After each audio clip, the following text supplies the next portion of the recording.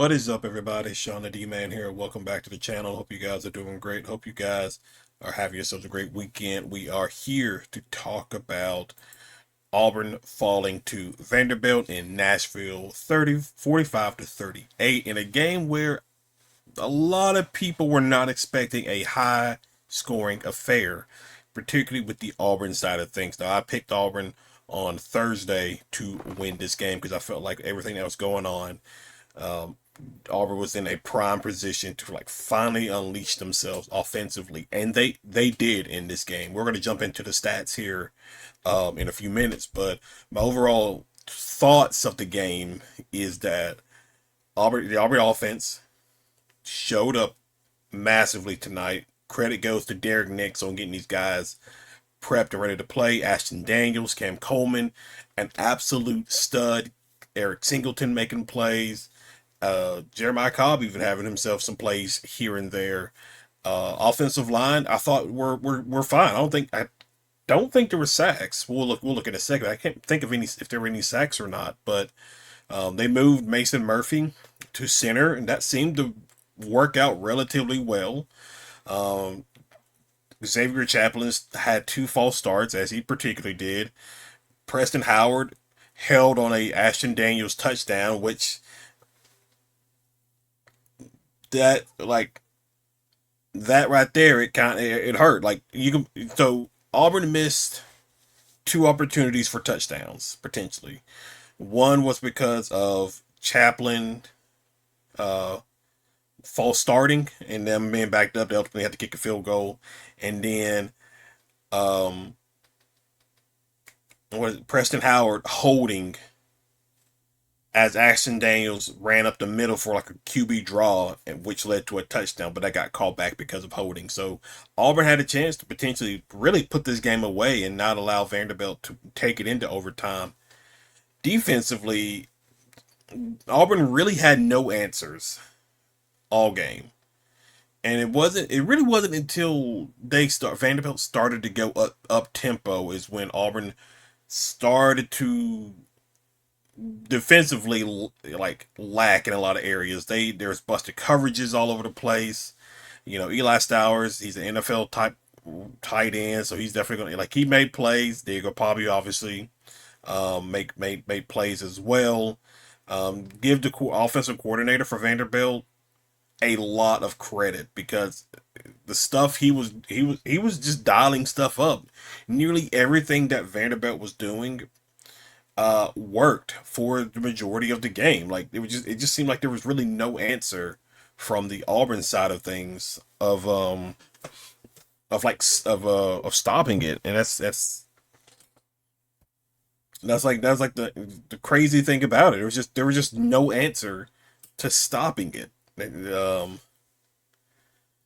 But I mean, the penalties didn't help, and obviously Vanderbilt not being called for penalties as well because they were just like, sure, you can definitely say, Preston Howard got away with one on an Ashton Daniels touchdown in the second half, but like really all game, Vanderbilt was holding pretty much nearly all game.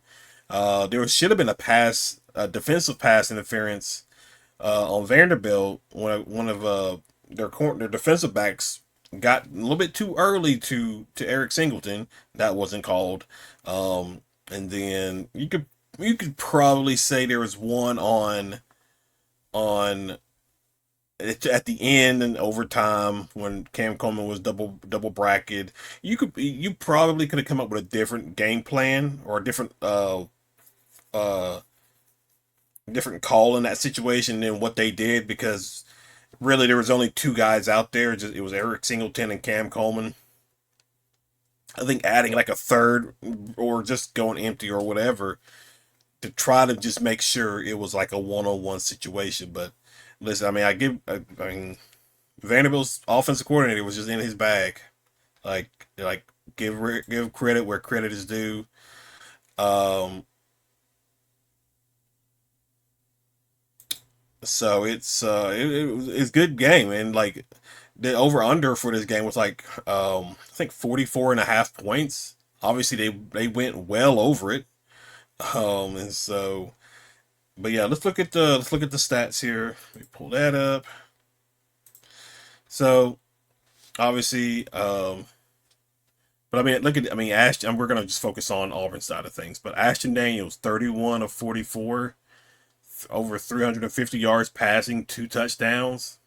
Really solid. Jeremiah Cobb, 115 yards in rushing. Daniels almost had himself 100 yards rushing. Cam Coleman, 143. Eric Singleton, 102.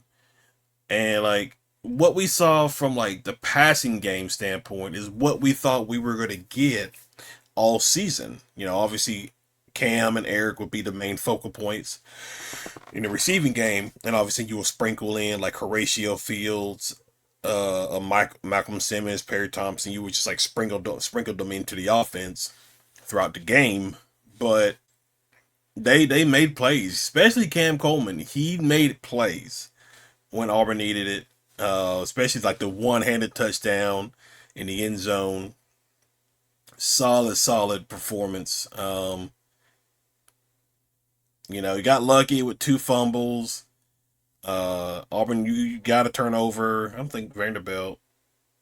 No, they don't. So you turned them over once. You didn't lose any, and then just like defensively, you got not a lot of sacks. You got 1 sack. Vanderbilt had 2 sacks on Auburn. I didn't realize that. Um, but there were times where Diego Pavia was just slippery. And there wasn't much you can really do about that. And maybe some play calling maybe puts you in better position. Obviously, a lot of people are going to like question on whether or not is DJ Durkin better suited as the defensive coordinator, because it definitely seems something was like, obviously with him being the interim, he has to account for everything else that's going on as a whole with the program. And maybe he just was not dialed in with the defensive game plan and stuff like that as he traditionally would. So you could definitely say that played a part in it. But like, you know, um, both teams were about even in third down. Over 1,000 yards of offense from both teams. I mean, it was just you ran the ball better, and then you won a turnover battle. Vanderbilt won time possession by 2 minutes, but I mean offensively you got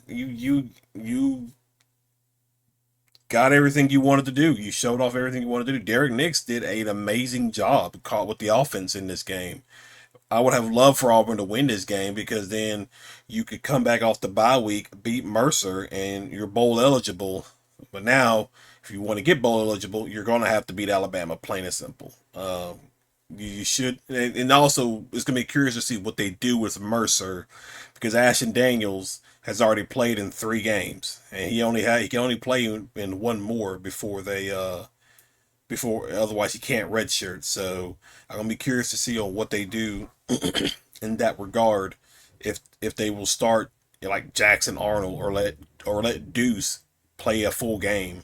So I am gonna be it's gonna be curious to see about that, because Auburn's gonna be on a bye week, so this would be an opportunity to do that. Would be to get Deuce Knight first team reps, but I don't know the way he's been acting with Instagram and stuff like that. You know, I don't know. I don't know. The way he's just been acting on Instagram and social media, it's really tough to say. But I don't know. Maybe you start Jackson. I don't know. We got a couple of weeks to figure that out before we even get to that point. Um, but but yeah, I mean, who does Vanderbilt? 'Cause I would definitely say it felt like they wanted Vanderbilt to win, especially with the like Matt Stinchcomb and the other announcer. The way they were talking in the game made it seem like they definitely wanted Vanderbilt to win. And so, what does Vanderbilt have left? Oh, they got Kentucky, and oh yeah, they definitely can make the playoffs. Then they got Kentucky and Tennessee. Yeah, unless they're I don't know what their off day is. Yeah, so they went out. Yeah, they definitely could make the playoffs, and so I mean that's maybe that was the goal here. Like obviously whether you like it or not, these type of sports are rigged, and so whether you want to agree or disagree, it is what it is. So Auburn, yeah, you just gotta. So 1 p.m. kickoff on the 22nd, and then obviously Alabama will be coming into town. But I mean, listen, I like you. You could be upset that Auburn lost, but also be like very much impressed with like the offense because now it just raises so many questions on like what was Hugh Freeze doing? This entire time, like why didn't the offense look nothing like this the entire season? Uh, I don't know. Like it just raises so many questions on what he was doing as head coach of Auburn. So, but yeah, I mean it is what it is. It is what it is. But that's relatively it, guys. Wanted to drop a quick little review of the game. Thank you guys for hanging out. Thank you guys for watching. If you're new to the channel, be sure you hit that like and subscribe button. Comment below. Other than that, I will see you all in the next video. Y'all have a good one.